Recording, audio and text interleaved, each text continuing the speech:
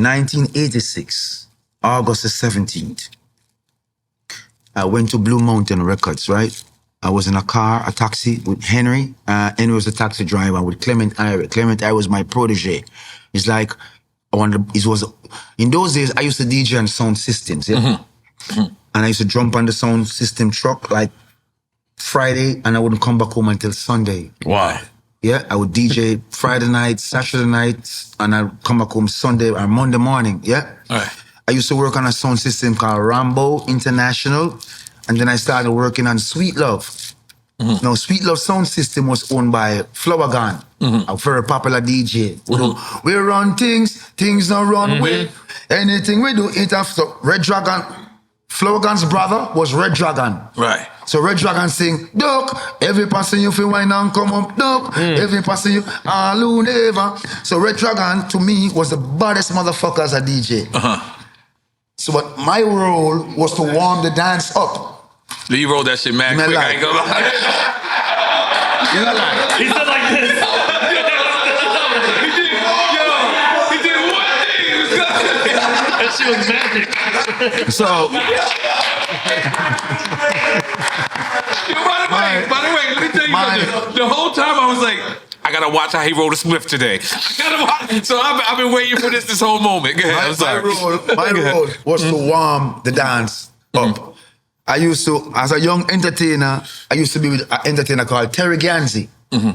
So it used to be Buju Banton, Terry Ganzi, Daddy Lizard, Clement Ire, Flower Gun, Red Dragon, Sanchez, Red Rose, you know, and you know. So one day the rain was falling, and Clement Ire said, "Give me back your lighter." Yeah, no problem. He's going to Blue Mountain Records, and he wants me to come. Now, the guy at Blue Mountain Records was a true revolutionary. His name is Omar Harris. He was very instrumental in the Brixton riots. Revolutionary, and I loved him. So Brixton in London? Yeah. Okay. But I used to go to school, right? So every time I leave school, or before I go to school, I go by the studio. I used to, in my car key and my bag used to be in front of me, but this guy would call me, "Come here, let me see your book."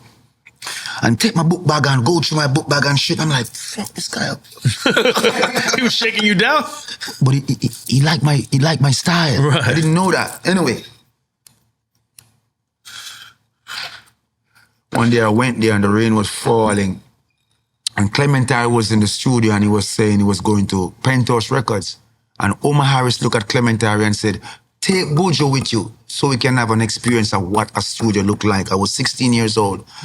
I didn't see what a studio looked like yet, but I was DJing in the dance hall on the microphone, and you would never tell. So they took me to the studio, and when they went to the studio, you know, I saw all these guys inside with big fucking chains and shit. I became nervous, you know, and I said, "Hey, who's that?" I said, "That's Little Lenny." Then those days, Little Lenny had the biggest song in Jamaica called "Gun in a Baggie." She have the gun in a baggie, diggy. I said, "Fuck, that's Little Lenny right there." And who's that one over there? I said, "That's Little Kirk." Whoa, that's Little Kirk. Whoa. Oh, before Little Wayne, you had Little Lenny and Little Kirk. Okay. Little Wayne wasn't born yet. Yeah. He was still little. But Lil was born already. Come on the yard. Go ahead. Anyway, Clement Ire said to Robert French. Robert French was a big singer in Jamaica, and he invited Clement Ire to the studio. Clement Ire said to Robert French, "This is a DJ named Buju. I want you to hear him." And they laughed at my name. I can remember Tony Kelly was the engineer. And they said to me, "Oh, this guy finished recording." They said, Clement said, "You want to hear what he sounds like?" And Robert French said, "Yes." So Tony Kelly said to me, "Go around there, you put the headphones on, and when you see that red light come on, that's your cue." And I went around there, I put the headphones on, and they turned on this red light, and that was my cue. And I closed my eyes, immersed myself, and delivered one of the best lyrics I knew I had stored in my cranium. When I opened my eyes, the whole studio was in fucking, it was like, I'm like, they like it. It was a cappella or was it over a beat? Over a fucking beat. That was my first song I ever did. One take. I sang for 3 minutes, 45 seconds straight. No stop. But in those days also, we had dub plates. Right. And dub plates were live. So you go to the studio and the record will be cutting right while you're singing it. So you can't make no mistake. Right. So if the plate is 3 minutes, you got to be singing for 3 minutes with no mistake, or else you don't get paid. So with that mindset, I was able to go inside the studio and do that song. And it's called "The Rollout" for my very first song. It was released in Toronto on a All Stars. Right. Yeah, so that was my first exposure to Penthouse. Now, trying to get back to Penthouse was difficult. So I would leave school every day and I would go by 56 Slipen Road. No, I would go by Techniques Record downtown Kingston because my school was downtown and we're Spangler, so we'll go up on the avenue, which we in our area there. And I would go to Techniques and Mr. Winston Riley had 2 sons, Kurt Riley, Donahue, and a couple of friends like Mitch, Ainsworth. We're young men, you know. And one day I was there and I met this guy called Cableton. Wow. I was leaning up on the Salvation Army wall and I see this guy coming away into the record shop and he came out and stand up beside me and I look upon him and I pre him up and down. I said, "Where you come from?" You know what I mean? I tell him where him come from and we just start rolling thing.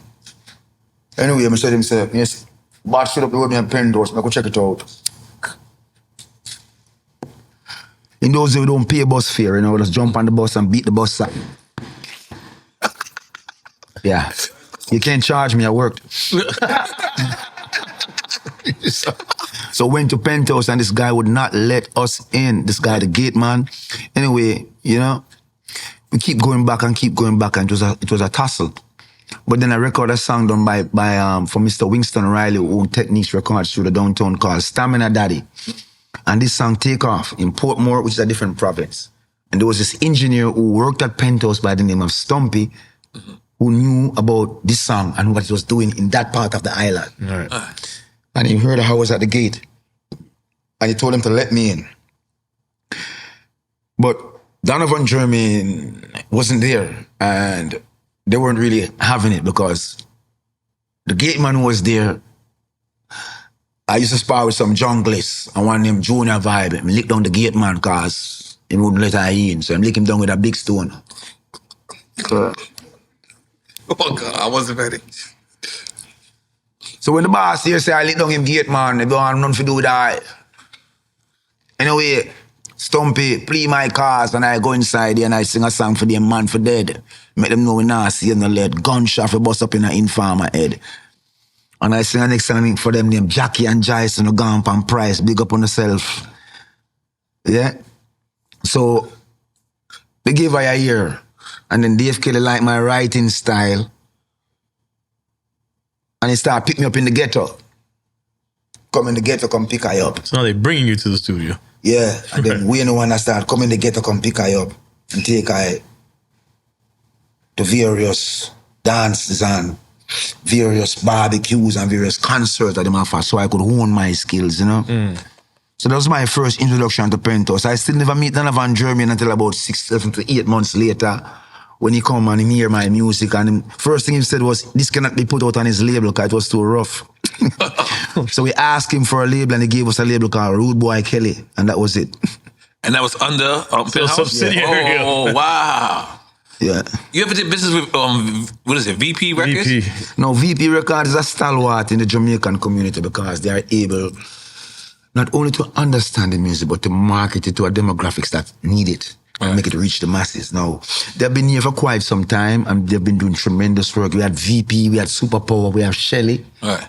VP was Chinese people though, right? Yeah, we had VP, we had Superpower, and we had Shelly. Okay. Those are stalwart distributors. Okay. From the, you know, who made the music a prominent staple in the United States of America with Clinton Lindsay and various other David Levy's and various other individuals who were able to use their platform to move this marginalized music forward. Right. Yes. Is that the ultimate goal when you are a reggae artist coming from Jamaica? Is to not only have it a hit record in Jamaica, but to what is the ultimate goal? Is it to get to England? Or the ultimate market. Yeah. Is it ultimate goals differ. Okay. Everyone ultimate goal different. Okay. If you want to know what is my ultimate goal, I can't tell you what's the next guy ultimate goal. Yeah. You know, I can tell you, say, my ultimate goal is to have this music here loved even by my ancestors who have passed and gone, to be in the grave and turn and smile and said, yes, there is someone out there carrying on the message No matter, you can sing a bunch of fuckery, but sing something positive for the people. Right. At least once. Right. Make the angels smile because this is godly music, you know. Right. Got that. You know, I go through some tribulation and it's just reggae music. Could I identify with it? I ever play some hardcore music where I go relate to my situation at the present moment and uplift me and give me clarity.